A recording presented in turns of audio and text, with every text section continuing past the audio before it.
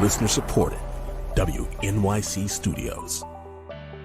Hey, Lulu here. Whether we are romping through science, music, politics, technology, or feelings, we seek to leave you seeing the world anew. Radiolab adventures right on the edge of what we think we know, wherever you get podcasts. What can Mars rocks teach us about life on Earth?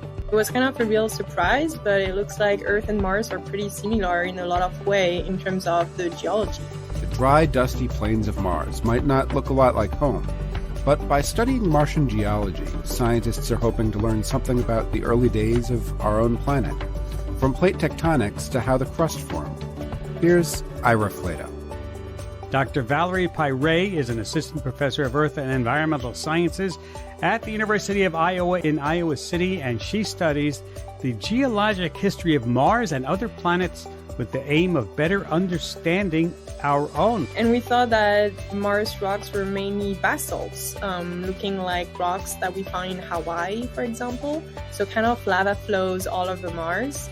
And with the recent missions from the Curiosity rover that is still operating at the surface of Mars today, we found more diverse volcanic rocks, including rocks that looks like what are making the continents on Earth. Well, it doesn't seem like it. We haven't found any proof of plate tectonics on Mars. We don't see like mountains or big basins that are pretty long on Mars. Does that happen on Mars? It happened in the past, yes. Mars is covered of volcanic lava flows, and there were also explosive eruptions like what happened with the Mount St. Helens, for example, on Earth. So we do see a lot of traces of volcanic eruptions on Mars, but it seems like it happened a long time ago and stopped, and today we don't have any evidence of volcanic activities. It's not really possible, so it's kind of different than what we have on Earth. But otherwise, we don't have any magnetic field on Mars as we have on Earth. So on Earth, we have the magnetic field because the core is having some liquid moving, and that is creating this magnetic field around the Earth. And on Mars, because it's a way smaller planet, it cooled down way faster than on Earth. So yeah, everything is kind of related. Was there once an atmosphere that is now gone? Yeah, well, actually there was, yes. But it was lost to space because of, again, the lack of magnetic field. So it's kind of also related to the small size of Mars and the cool temperature inside. And so all the atmosphere was ripped out by the solar wind. And now we don't have this thick atmosphere anymore. And now it's some wind happening, but there is no water or liquid water at the surface of Mars today. That is really interesting. And if you don't have plate tectonics, how does that affect the geology of what's going on in the history of the planet and what's going on now? It can affect a lot of things. So there is a lot of cycle going on Earth that make life possible. And that is also thanks to plate tectonics that's enabling this recycling happening. But if it started there, it would have been shut down very rapidly because there is no recycling of all of these really important elements, including water. Without plate tectonics, life is hard to maintain on a planet.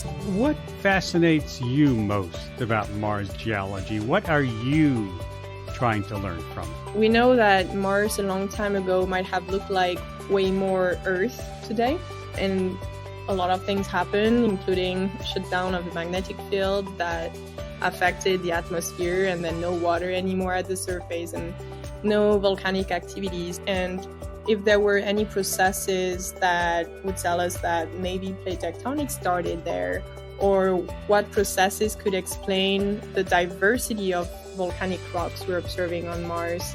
And what we found is those rocks that contain a huge amount of copper, actually, which is not supposed to happen. Like that elevated amount of copper in there is not supposed to happen without processes that we know are occurring on Earth, like hot temperature fluids circulating through rocks or things like that.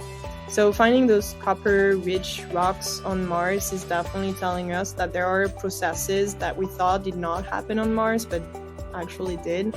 And so the idea is to have these samples back from Mars to Earth, and that would be really fantastic. And to understand, to me, my main question is related to the crust on Mars and the first processes that formed it and how it evolved in the first billion years after the formation of Mars. Because we need to do really advanced and complicated measurements that necessitate a lot of sample preparation.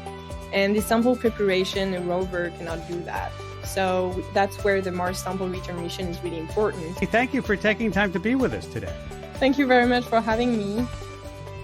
Hello and welcome to a new edition of G Voices, a channel to talk about the latest news on the field of geology and earth science in general.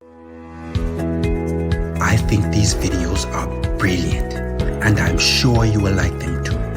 Please like, comment, and subscribe, and don't forget to click the notification bell.